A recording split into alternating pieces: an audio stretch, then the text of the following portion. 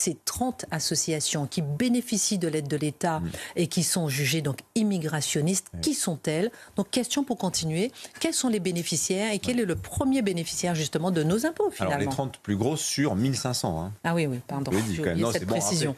Premier bénéficiaire, c'est une association qui s'appelle Coalia. Alors, c'est le cofondateur de Coalia dans les années 60, c'était Stéphane Hessel. Indignez-vous, vous vous rappelez? Voilà, association, c'est un énorme parc de résidences sociales, de foyers de travailleurs. 97 millions d'euros. 97 millions d'euros, je répète, l'an dernier, pour Coalia. Participation de l'État, sachant que les associations, généralement, ont des multifinancements. 97 millions d'euros sur un an financés, ça c'est que l'État. Voilà, ça c'est Coalia, c'est juste Coalia. La présidente de Coalia, c'est Emmanuelle Cos, ancienne ministre du Logement de François Hollande, parce que oui, ces associations, elles embauchent assez massivement à gauche. Je vous donne un autre exemple. La deuxième association la plus subventionnée, France Terre d'Asile, donc 57 millions d'euros l'an dernier, tout de même, présidente Najat Vallaud-Belkacem. Vous vous rappelez, la ministre de l'Éducation socialiste, voilà. La CIMAD, alors elle n'est pas dans le classement, pardon, je dis une bêtise, elle est dans le top, elle est dans le, je ne sais pas, on la voit ici. 6,3 millions de financement, donc elle mérite d'y être, d'y figurer. 6,3 millions l'an dernier, donc 50% du budget provient de l'État. Secrétaire générale, Fanélie Carré-Comte. Alors, je pense que vous ne vous souvenez pas de Fanélie Carré-Comte, mais c'est une ancienne députée socialiste du temps de Manuel Valls. Elle plaidait l'an dernier dans le journal Le Monde, je la cite, pour une société de l'accueil inconditionnel où l'on fait primer l'humanité sur le statut administratif. Vous avez compris? Ça veut dire vous êtes un être humain, vous méritez d'être en France. Il n'y a pas besoin de papier. Le statut administratif, on verra après. Voilà. On a aussi le cas ahurissant d'Equalis. Alors, Equalis, elle est dans le top 10. Donc, budget 80 millions d'euros, dont 12,6 millions qui provient de l'État.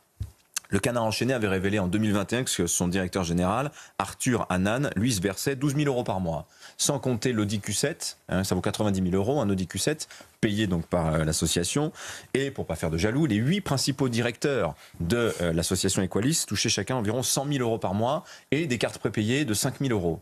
Pour les petits frais, ce genre de choses. Ça rapporte la bonne conscience. Pas mal, Alors, le directeur général a été viré, mais certains directeurs, là, en octobre 2023, je vous parle, ils sont toujours là. L'État devant considérer que finalement, la mission d'Equalis est tellement importante que, bon, on peut bien... c'est pas nécessaire d'exiger un peu de décence dans le fonctionnement de l'association, vous voyez. Mais même chez les associations qui sont gérées le plus honnêtement du monde, et il y en a, bien sûr, évidemment, oui. On a quand même un rapport problématique à la mission qui leur est confiée, leur mission justement de la gestion des demandeurs d'asile, des réfugiés et des clandestins. Alors quelle est cette mission justement et pourquoi les associations d'aide aux migrants mordent-elles la main qui les nourrit? Alors je réponds à la deuxième question d'abord. D'abord je dirais que c'est la faute de l'État parce qu'en fait il y a une culture. Et c'est sous l'influence de la gauche, on ne va pas se mentir, depuis une quarantaine d'années, mais aussi pour des raisons budgétaires, on a fait le choix, depuis 40 ans, de sous-traiter cette question-là, sous-traiter l'accompagnement des migrants au secteur associatif. Alors ça se passe par des appels d'offres, en fait, comme si les associations étaient un banal prestataire de services sociaux, une espèce d'administration tierce qui opérait dans la plus parfaite neutralité, alors qu'on sait bien que c'est pas vrai. Déjà, d'ores et déjà, quand votre activité, votre subvention, elle dépend de votre niveau d'activité, vous comprenez bien que ces associations, elles ont un intérêt financier objectif à l'immigration. Ça paraît évident, plus il y a de demandeurs d'asile, plus les subventions sont conséquentes. Donc déjà, il y a ça. Ensuite, vous avez la politisation. Enfin, je vous rappelle la déclaration de la présidente de la CIMAD à l'instant. Emmanuelle Cos, Najat Vallaud-Belkacem n'ont évidemment pas perdu leur réflexe de ministre et leur réflexe de femme politique. Ça, c'est inévitable.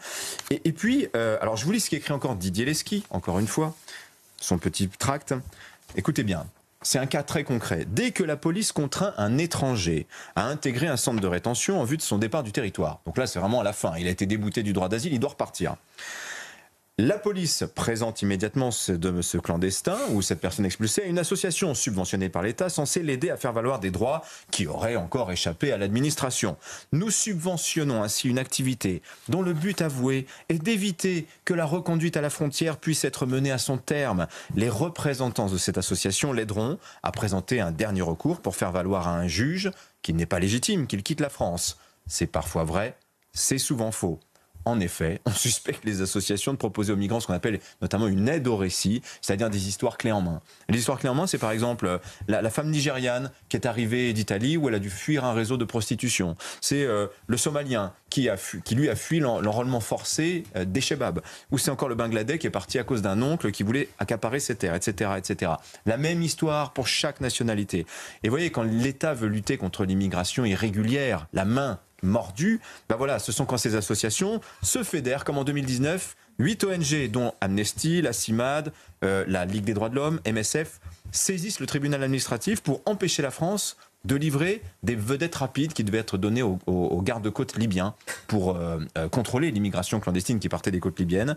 Eh bien, la justice a donné raison à ces 8 ONG et le gouvernement a renoncé à livrer les bateaux. Donc, dernière remarque qu'on peut dire, c'est on peut quand même s'étonner que ces associations acceptent l'argent de l'État honni, et en retour, on peut s'étonner aussi que l'État finance aussi généreusement 980 millions d'euros l'an dernier. Et ce sera plus encore cette année, je vous fiche mon billet, ces associations qui travaillent quand même constamment à le rendre impuissant.